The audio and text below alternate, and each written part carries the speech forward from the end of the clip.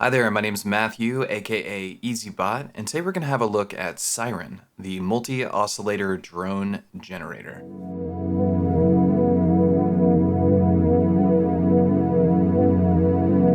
So this is Siren right here, this black module in my case. I have it paired with a bunch of stereo effects because it's a stereo oscillator.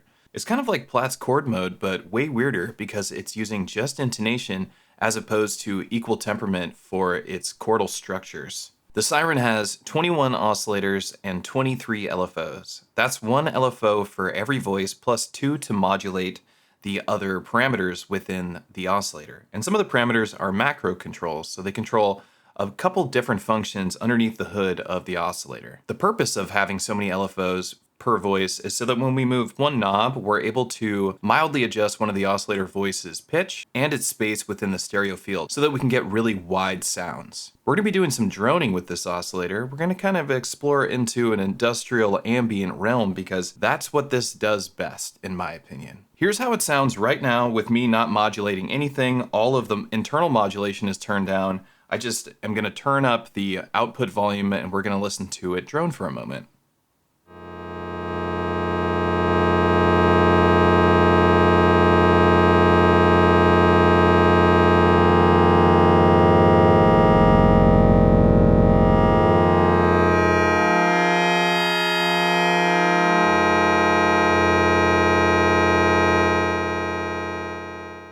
So it sounds really good, and that's just in this random assignment of parameters. I just, leveled most things out and kind of just found a chord that I thought sounded good. It can get a little bit wild. The knob that I turned that made it go up higher in pitch and lower in pitch is the Y control. The Y control controls the oscillator offset in octaves. So all the oscillators can move up and down a few octaves. Let's turn this back up. Now when I turn this knob, this is our chord shape. So if I go all the way to the far left, all those oscillators, all 21 of those oscillators, they're all just stacked on top of each other. So we could use that and run it into a filter and send envelopes to it and just use it like a basic synth voice that has a ton of different sounds because this is a wavetable oscillator. So there's tons of wavetables and then we're able to cruise around within those wavetables and modulate everything. I kind of think it's akin to the Lyra 8. If you have played on a Lyra 8 or have a Lyra 8, it's one of those synthesizers that I wouldn't want to get rid of like ever just because it's so unique and it's built so well. This module reminds me of that. You sit down with the Lyra 8, you start turning knobs and you're like, where am I going? But this sounds really cool and you just kind of get lost in the sauce. Like you're just having fun, just exploring. This is an exploratory module. This isn't meant to be like, this is my oscillator that I go to every time I want to make a track. That wouldn't make sense because it just gets a little too wild, although you can use it in that unison mode, which I just talked about. And then you really could do that, but its purpose really is to explore and enjoy the just intonation and all these chord shapes that you can find and interpolate between, which means smoothly move between two different chords, so the in-between sounds of chords. We're talking dissonance. I'm going to turn this back up and kind of just move around within these chords.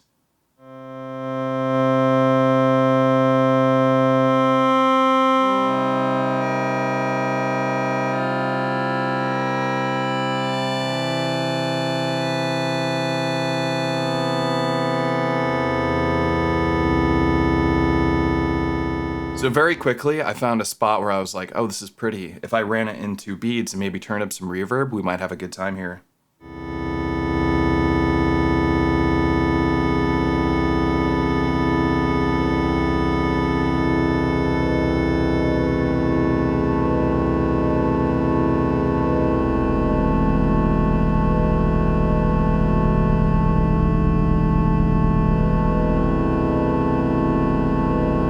Now it has internal modulation, so if I just turn this attenuverter,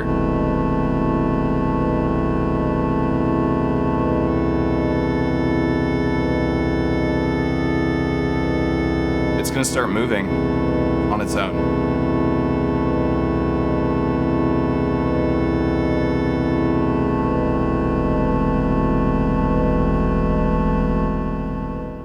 I think it sounds really great, and I have a lot of fun just playing with these textures and sampling them into, say, an octatrack maybe. We talked about these two parameters. What's right here? We have our pitch parameter. So this is really cool. There's this little button, and what this does is it locks the pitch parameter. So if you're playing a show, you can't accidentally adjust the pitch. That's what this function does. It'll lock it so that you can't use the pitch parameter. So if I unlock it, turn this back up.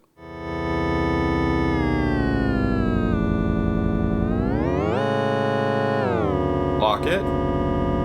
Doesn't do anything. The last two main parameters on this box before we talk about these attenuators and all the modulation options is this Z control. So we have X, Y, and now the Z control. And the Z control is what's going to move you within your wavetable. And your wavetable is selected by your wavetable index. So this has a huge timbre change every time you move around an index because it's literally selecting new wavetables. So basically selecting whole new sets of wave shapes for you to interpolate between and modulate. And it can get pretty nuts.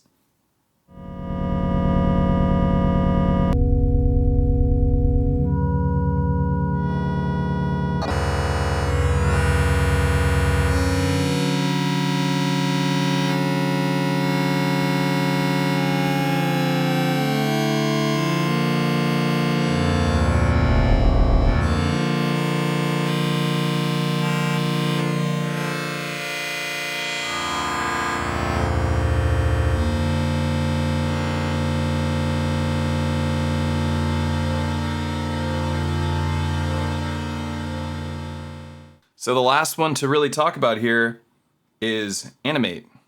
Because this knob right here just moves within the index, but this right here is the one that's going to use up all those LFOs. So those 21 LFOs, they're going to start modulating these oscillators. And it's going to get super wide and sound very chorused. Now we're talking, right? We don't need any other voices. We have some filters, we have a reverb, we have some granular synthesis. At this point, we could really go nuts just with these three modules.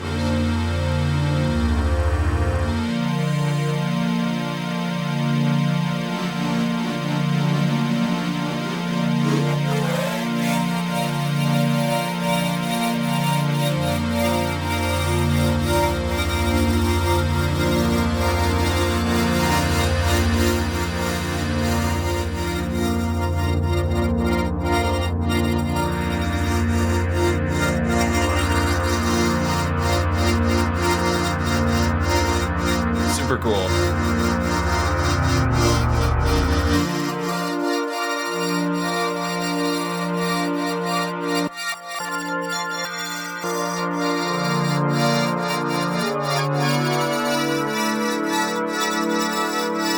It's beautiful. Let's let this modulate itself. So now we have an internal LFO moving across our wavetable. We can do that again with the Y parameter. We've got to go negative values so it gets a little lower as it modulates.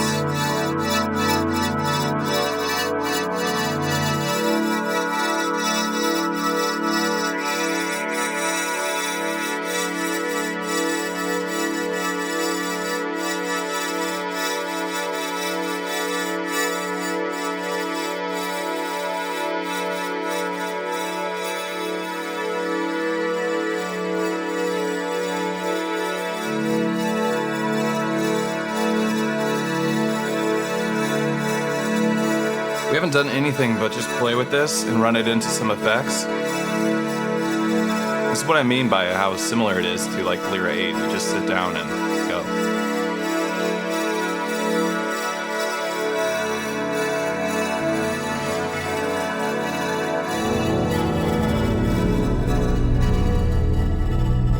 Can also get really dark. Another beautiful landscape to traverse. I think it's really cool, but there's more to talk about on this oscillator than what I've just showed you. There's actually more features in it. Let's talk about these CV inputs over here.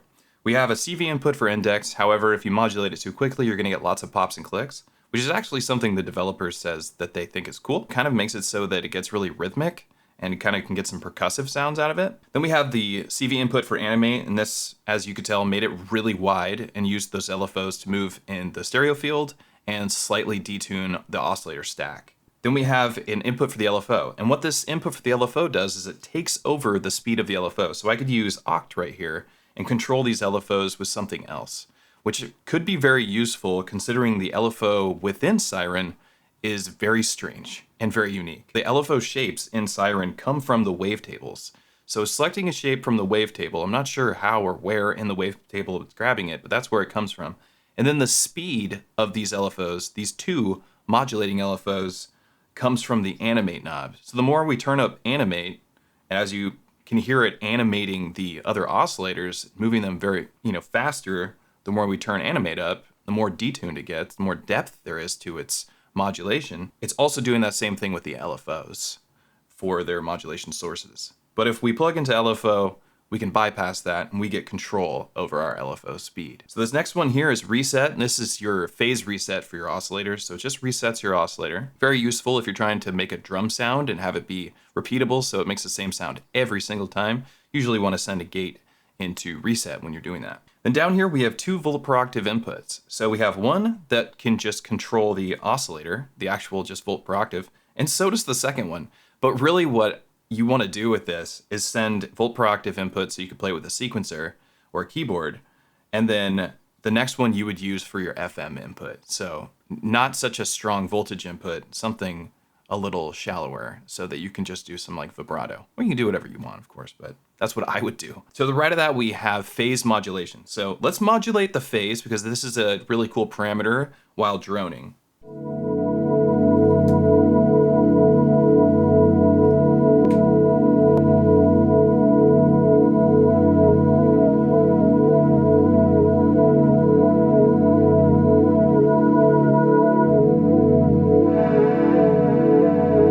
This sounds awesome, right? We have this really nice tape warble. I mean, this is Chase Bliss, right? This is lo-fi.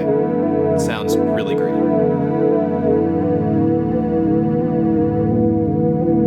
We're not attenuating this phase modulation at all. This is a full voltage output from the oct. Something you would usually want to attenuate, but actually sounds great just the way it is.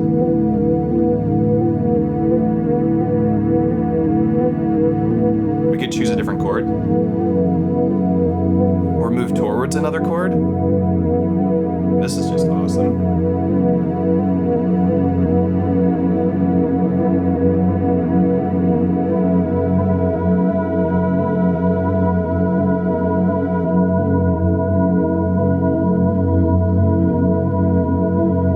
But if we have this oct go really fast, we modulate this phase modulation very quickly.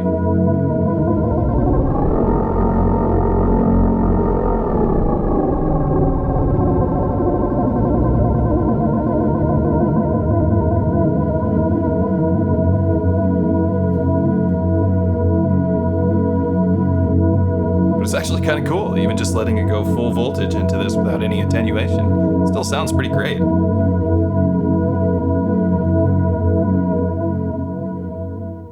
So another thing to talk about is this CV input right here, and this is a really important one, and I kind of wish the developer had put a button that would just engage this function right here. Nearest. What nearest does is it stops the interpolation between, I know X and Y for sure, maybe also with Z, but definitely X and Y, and those are the important ones that you want to stop interpolation between. If you send a static voltage or just a prolonged gate in here, as long as you're using the oscillator, it's going to snap between whole numbers rather than interpolating between whole numbers. So you're not going to have this smooth modulation change between one sound to another. It's going to snap to those changes, and it's good for finding chords. Take this duet, which has got a voltage output that it can provide, and I'm going to use it to activate nearest. So now when I turn this up and I move these controls here, it's actually going to snap those controls, and we're going to be able to find some chords a little bit easier, and also find octaves a little bit easier. It sounds pretty cool. Check it out.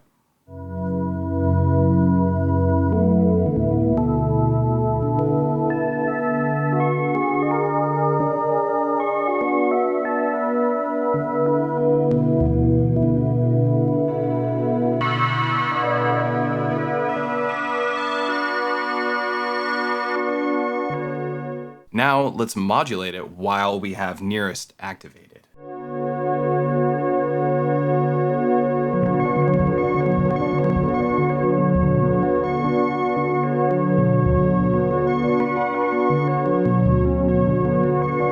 Really cool. So it's moving through octaves with the oscillator stacks. Remember, 21 oscillators all moving to different octaves.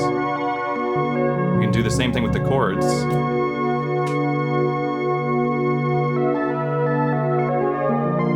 Which sounds a little crazy. Kind of reminds me of Tron, the original Tron.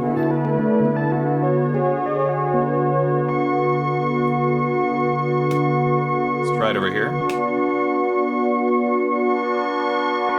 So now it's moving through the wavetable, but I don't think it's snapping from the nearest parameter.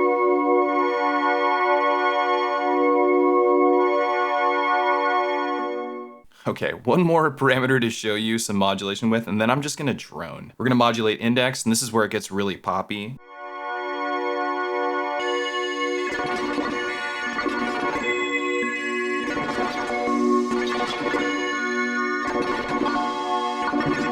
So now it's moving through all the indexes, so it's just jumping through different wavetables.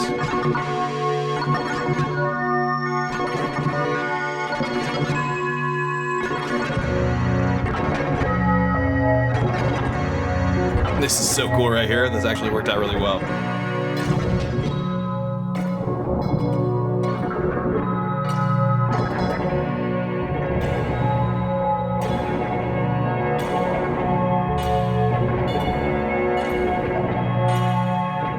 Okay, another thing I want to try out is using these LFOs that it has to modulate something else. We have two different frequency inputs on our filters, so let's use these different LFOs, and they do have different rates and different values coming out from them, so they're not the same LFO, and I'm not really sure what's different between the two, but I think one's faster and one's slower. If you like these cool cables, this is my cable company, Modbang. They glow in the dark, but they're also just really cool to look at. So I have two independent filters doing left channel, right channel, stereo filtering. And this LFO is modulating this filter for us. And we got some reverb coming from beads.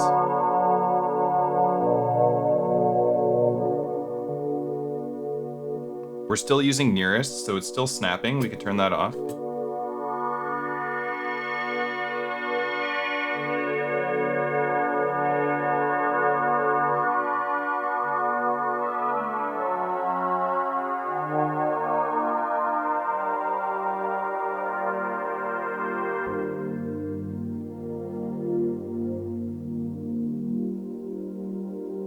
Oh my gosh.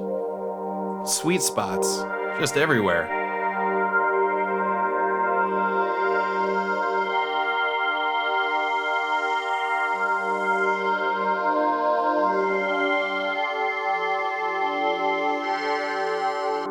Let's play with these super slow LFOs from Oct, and we'll modulate the X, Y, and Z. These attenuverters, well, they're attenuverters, so I can either invert the modulation coming in, reduce that modulation, but it also is what attenuverts the internal LFOs to these three different macro controls.